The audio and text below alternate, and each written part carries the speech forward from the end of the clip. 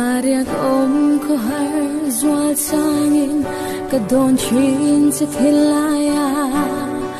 oi ngan kher nge darang kaloton se lung len ta zual thon mai turam kaloton se lungurun pui lung lai chiri banzai relo thu đi ta lan se a samangin chan to lo turi e thi lai re mi la lo mo e da lo ru ka ka cham ve ta si lo tur thiam har nge lung her la si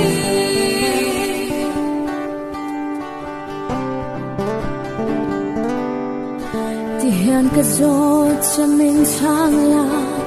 itan hian ka tling lo nge an lang zo kem ni chaleng dang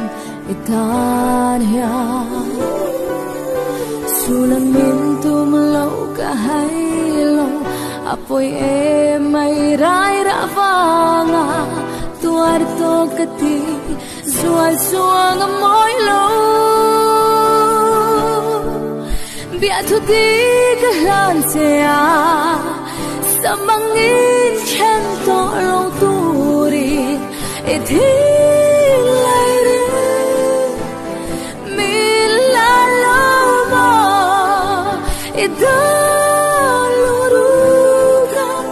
ka cham ve ta si lo tuar thiam har nge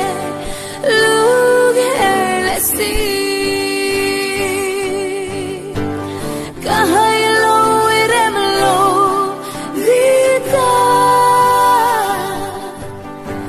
second nun lui don kirvela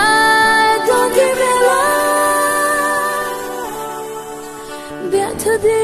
glan se a samangin chen to lo turi e thi lai re mi la lo ma e da lo ru ka cham ve ta si lo